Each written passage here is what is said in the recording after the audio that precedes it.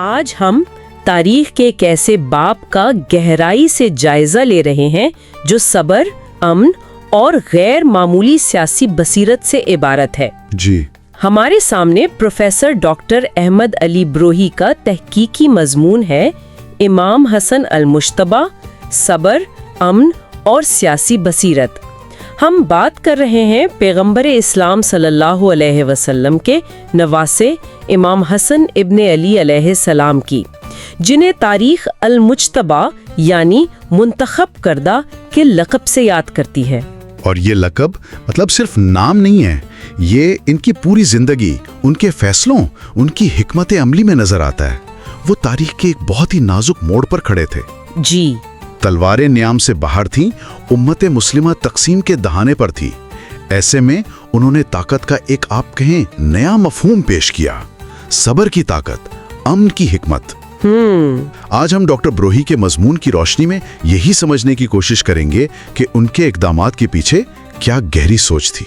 بالکل۔ تو آئیے اس مضمون سے جو معلومات ملی ہیں ان کی بنیاد پر امام حسن علیہ السلام کی شخصیت، ان کے دور کے وہ پیچیدہ حالات اور ان کی میراث کے اہم پہلوؤں کو سمجھیں۔ یہ صرف واقعات کا بیان نہیں ہوگا، بلکہ ان کے پیچھے چھپے حکمت اور آج کے لیے اسباق جاننے کی کوشش ہوگی۔ جی انشاءاللہ۔ تو شروعات کرتے ہیں ان کی ابتدائی زندگی سے۔ مضمون بتاتا ہے کہ امام حسن علیہ السلام 15 رمضان 3 ہجری یعنی تقریباً 625 عیسوی مدینہ منورہ میں پیدا ہوئے۔ جی، اور پیدائش کا واقعہ بھی خاص ہے۔ نبی کریم صلی اللہ علیہ وآلہ وسلم خود تشریف لائے، کان میں اذان اور اقامت کہی اور اللہ کے حکم سے نام حسن رکھا۔ بالکل، یہ تو آغاز سے ہی ایک خاص نسبت قائم ہو گئی۔ جیب اور اس نسبت کی گواہی وہ مشہور حدیث بھی ہے جس کا حوالہ مضمون میں ہے، ترمذی اور ابن ماجہ کا۔ ہاں، حسن اور حسین جنت کے نوجوانوں کے سردار ہیں۔ جی، یہ صرف محبت کا اظہار نہیں، یہ ان کے روحانی مقام کی نشاندہی ہے۔ اور پھر تربیت کا ماحول دیکھیں، نانا خاتم النبیین صلی اللہ علیہ وسلم، والد حضرت علی علیہ السلام، والدہ حضرت فاطمہ علیہ السلام۔ سبحان اللہ۔ یہ وہ ہستیاں ہیں جنہوں نے اسلام کی بنیادیں رکھیں۔ ایسے ماحول میں جو شخصیت پروان چڑھے گی، اس کی فکری اور روحانی گہرائی کا اندازہ لگانا مشکل نہیں۔ صحیح۔ یہیں سے ان کی شخصیت کی وہ بنیاد پڑی جس نے آگے چل کر مشکل ترین حالات میں ان کا ساتھ دیا۔ اور پھر وہ دور آیا جب قیادت کا بوجھ ان کے کندھوں پر آیا۔ سن 40 ہجری میں اپنے والد امام علی علیہ السلام کی شہادت کے بعد جی، کوفہ میں مسلمانوں کی اکثریت نے انہیں اپنا خلیفہ منتخب کیا۔ لیکن یہ کوئی آسان وقت نہیں تھا۔ بالکل نہیں۔ اقتدار سنبھالتے ہی ایک بڑا چیلنج سامنے آ گیا۔ شام کے گورنر معاویہ ابن ابی سفیان، جی، انہوں نے خلافت تسلیم کرنے سے انکار کر دیا۔ یہاں سے وہ شدید سیاسی کشمکش شروع ہوئی۔ اور یہ کشمکش دیکھیں، صرف 2 شخصیات یا 2 علاقوں کی نہیں تھی۔ اچھا۔ ڈاکٹر بروہی اس نقطے پر زور دیتے ہیں کہ یہ اسلامی معاشرے کے اندر گہری تبدیلیوں کی عکاسی تھی۔ سیاسی طور پر خلافت کی روح وہ مجروح ہو رہی تھی، اور معاویہ کی طرف سے موروثی بادشاہت کی بازگشت سنائی دے رہی تھی، جو اسلام کے شورائی نظام سے بالکل مختلف چیز تھی۔ بالکل۔ سماجی سطح پر دیکھیں تو وہ قبائلی عصبیت، مادیت پرستی، وہ چیزیں جنہیں اسلام نے ختم کرنے کی کوشش کی تھیں، وہ پھر سر اٹھا رہی تھیں۔ یعنی وہ پرانی جاہلیت کی قدریں واپس آ رہی تھیں۔ کچھ ایسا ہی۔ اور معاشی طور پر بیت المال جو عوام کی امانت تھا، اسے سیاسی وفاداریاں خریدنے اور ذاتی طاقت کو مضبوط کرنے کے لیے استعمال کیا جا رہا تھا۔ تو یہ ایک بڑا ہی آپ کہیں طوفانی منظرنامہ تھا جس میں امام حسن علیہ السلام کو قیادت سنبھالنی پڑی۔ اسی طوفانی منظرنامے کے بیچ 41 ہجری میں امام حسن علیہ السلام نے وہ فیصلہ کیا جس پر آج تک بات ہوتی ہے۔ جی، امن معاہدہ۔ انہوں نے معاویہ کے ساتھ امن معاہدہ کیا اور خلافت سے دستبردار ہو گئے۔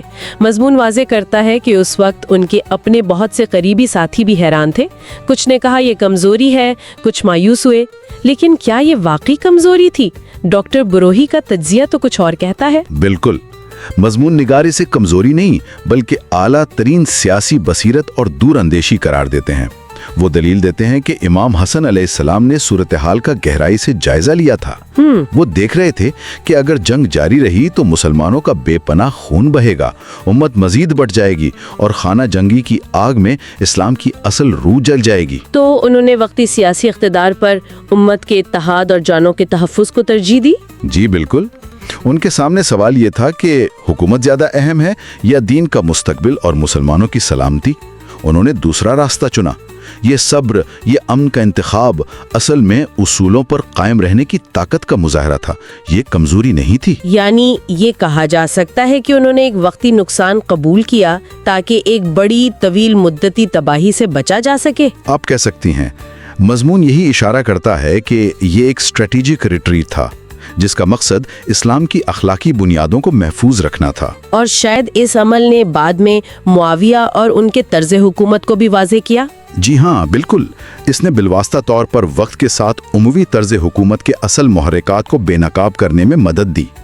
जब इख्तिदार मुकम्मल तौर पर उमवी खानदान में गया और खिलाफत बादशाहत बन गई तो लोगों को इमाम हसन अलैहिस्सलाम के फैसले की हिकमत समझ आने लगी। तो उनका सब्र महज खामोशी नहीं था बल्कि एक फाल हिकमत अमली थी। जी, एक ऐसी हिकमत अमली जिसके दूर रस नताइज निकले। लेकिन इस अमन की कीमत भी उन्हें चुकानी पड़ी। मजमून के मुताबिक मुआहदे के तकरीबन 9 साल बाद 50 हिजरी यानी 670 ईस्वी में इमाम हसन अलैहिस्सलाम को मदीना में शहीद कर दिया गया। जी, जहर देकर। मजमून में डॉक्टर ब्रोही ये इल्ज़ाम मुआविया पर आयद करते हैं कि उनके उकसाने पर इमाम की अहलिया जैदा बिंतल अशथ ने ये किया। एक इतनी पुरअमन शख्सियत का ऐसा अंजाम, ये तारीख की एक तल्ख हकीकत है और इनकी शहादत ने उनके अमन पसंद मौक़िफ़ की अहमियत को शायद और भी बढ़ा दिया। उनका मज़ार आज भी मदीना के तारीखी कब्रिस्तान जन्नतुल बकी में है, जो उनकी कुर्बानी और सब्र की एक खामोश यादगार है। उनकी अमली ज़िंदगी तो निस्बतन मुख्तसर रही, लेकिन क्या इनकी तालीमात, उनके अक़वाल आज भी हमारे पास महफूज हैं? जी बिल्कुल। अगरचे इन्होंने खुद कोई किताब नहीं लिखी जैसा कि उस दौर का रिवाज था, लेकिन उनके खुतबात, उनकी नसीहतें, दुआएं, हकीमाना बातें, ये सब मुस्तनद तारीखी और हदीसी किताबों में मौजूद हैं। अच्छा। मजमून में बहारुल अनवार, तोहफा उल उकूल जैसी किताबों का हवाला भी है। उनके अक़वाल में उनकी शख्सियत और फिक्र की गहराई नजर आती है। मसलन एक कौल है, सखावत यह है कि बिन मांगे दिया जाए। और मांगने पर देना तो मजबूरी भी हो सकती है। जी, ये पढ़ा मैंने, जो बदला लेने की ताकत रखते हुए भी माफ कर दे। सुभान अल्लाह। ये सिर्फ अल्फाज नहीं, ये उनकी अपनी जिंदगी का अमली नमूना लगते हैं। बिल्कुल। और उनकी शख्सियत के दीगर पहलू, सखावत का तो जिक्र हुआ, मजमून में और क्या नुमाया किया गया है? कई पहलू हैं। सखावत तो उनकी मतलब ज़रबुल मिसल थी।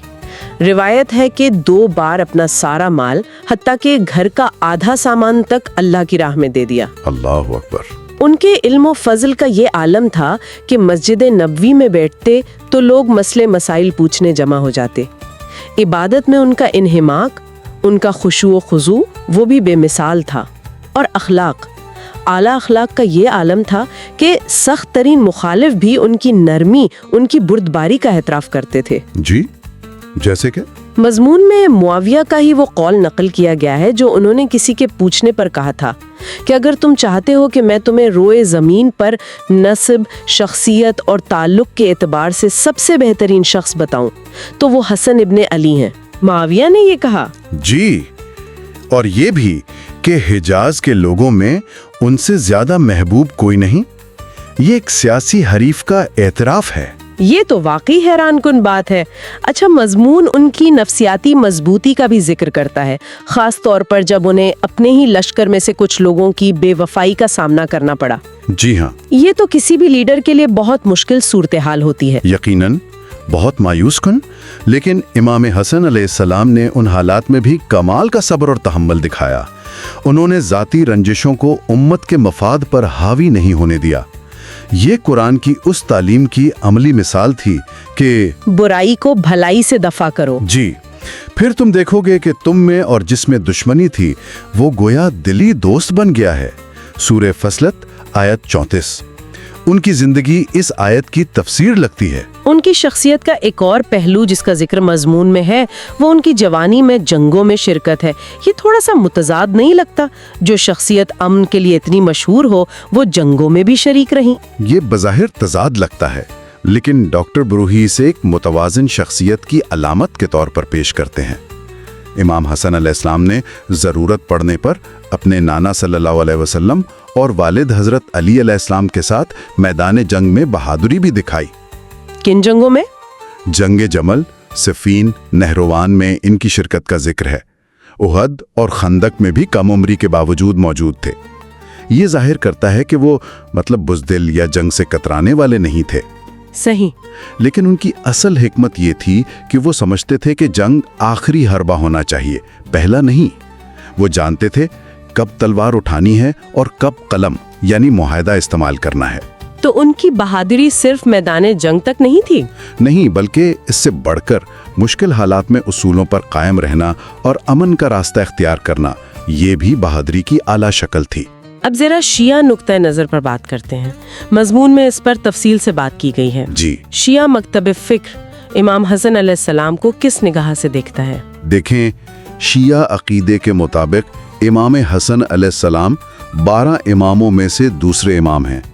ان کے نزدیک امامت ایک الہی منصب ہے، یعنی امام اللہ کی طرف سے نامزد ہوتا ہے اور معصوم ہوتا ہے، گناہوں اور غلطیوں سے پاک۔ اچھا، تو وہ امام حسن علیہ السلام کو نہ صرف ایک نیک اور پرہیزگار شخصیت مانتے ہیں، بلکہ اللہ کے مقرر کردہ رہنما تسلیم کرتے ہیں، جن کی اطاعت واجب ہے۔ ان کی امامت کا سلسلہ امام علی علیہ السلام کے بعد شروع ہوا؟ جی بالکل۔ اور ان کے امن معاہدے کو شیعہ نقطہ نظر سے کیسے دیکھا جاتا ہے؟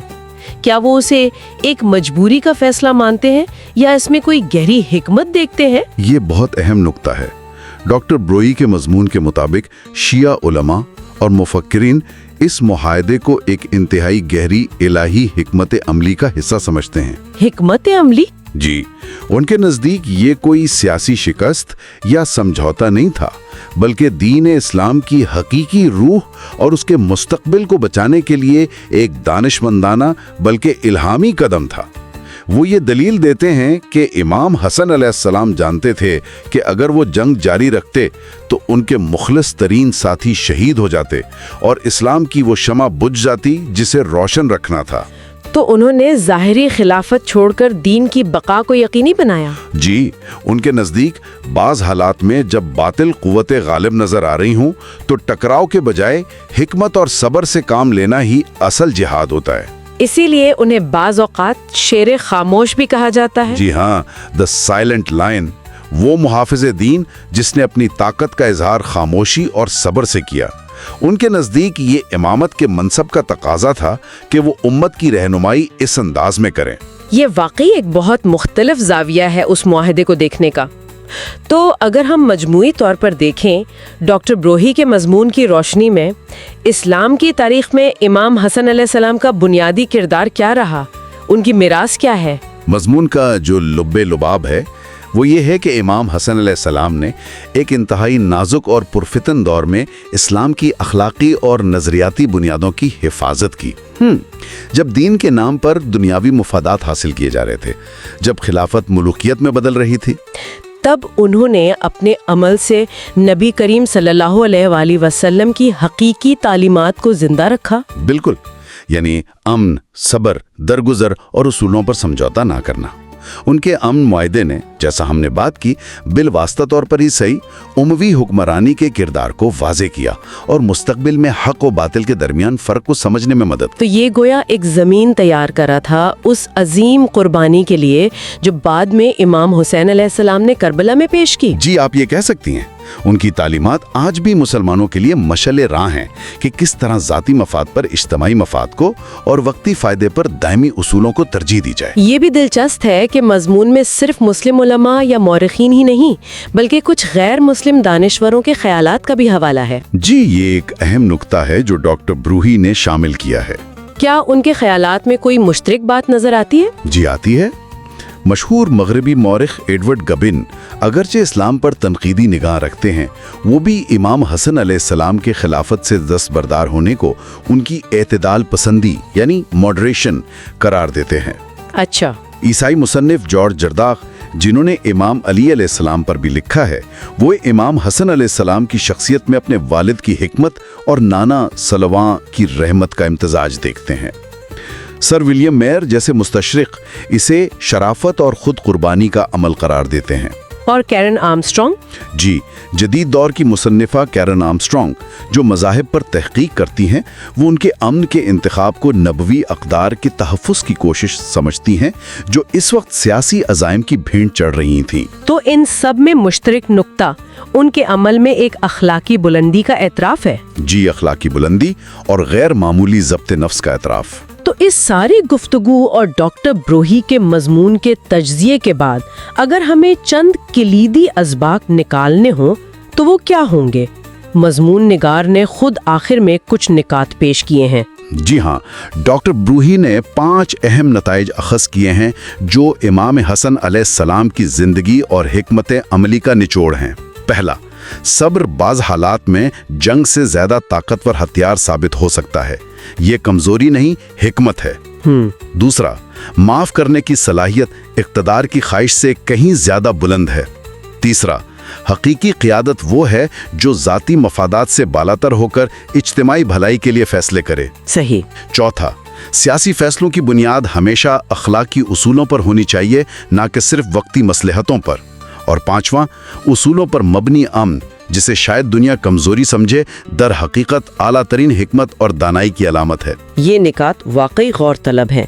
ये सिर्फ 1400 साल पुरानी तारीख का सबक नहीं, बल्कि आज की दुनिया के लिए भी एक आईना है, अहम सबक है। ये हमें याद दिलाते हैं कि मसाइल के हल के लिए हमेशा टकराव ही वाहिद रास्ता नहीं। जी, बाज़ औक़ात पीछे हटना, सब्र करना और माफ़ करना ज़्यादा बड़ी फतह का बाइस बन सकता है, ख़ास तौर पर जब मकसद उसूलों का तहफ़्फ़ुज़ हो। इख्तिताम की तरफ बढ़ते हुए मैं प्रोफेसर डॉक्टर अहमद अली ब्रूही के उन अल्फाज को दोहराना चाहूँगी जो उन्होंने मजमून के आखिर में लिखे हैं। वो कहते हैं, इमाम हसन अल-मुज्तबा अलैहिस्सलाम पैगंबर इस्लाम सल्लल्लाहु अलैहि वसल्लम की रहमत का और इमाम अली अलैहिस्सलाम की हिकमत का अक्स थे। जब तलवारें बुलंद हुईं तो उन्होंने अपना दिल बुलंद किया। जब कौमें बट गईं तो उन्होंने सच्चाई को सब्र से जोड़ दिया। बहुत खूबसूरत अल्फाज हैं। वो मजीद लिखते हैं कि इमाम हसन अलैहिस्सलाम ने दुनिया को सिखाया कि अमन सिर्फ जंग का ना होना नहीं, बल्कि ईमान की रोशनी में इंसाफ का कायम होना है। उनकी खामोशी किसी भी बुलंद आहंग खुतबे से ज्यादा पुरअसर साबित हुई और उनका दरगुजर किसी भी लश्कर से ज्यादा ताकतवर निकला। वो एक ऐसी मिसाल है जो जाहिर करती है कि अखलाकी कुव्वत बिल आखिर मादी ताकत पर गालिब आ सकती है। बिलाशुबा तारीख के वसी कैनवस पर इमाम हसन अलैहिस्सलाम सियासी चालों और ताकत के खेल पर अखलाकी फतह की एक रोशन, पुरवकार और लाजवाल अलामत के तौर पर हमेशा जिंदा रहेंगे। जी बिल्कुल। इस गुफ्तगू के बाद एक सवाल जहन में जरूर आता है जिसे हम अपने सोचने के लिए छोड़ जाते हैं। आज की इस तेज रफ्तार, नतीजा खेज और अक्सर तसादुम पर मबनी दुनिया में जहां ताकत का मुजाहिरा कामयाबी की कुंजी समझा जाता है, क्या इमाम हसन अलैहिस्सलाम की जिंदगी से सब्र, दरगुजर और उसूलों पर मबनी अमन की हिकमत अमली सीखने और अपनाने की कोई गुंजाइश बाकी है? बहुत अहम सवाल है। और क्या ये भी एक हकीकत नहीं कि हकीकी दानाई और दूरअंदेशी को अक्सर उसके अपने जमाने में पहचाना नहीं जाता, जी, बल्कि तारीख को उसकी कदर मुतय्यन करने में वक्त लगता है।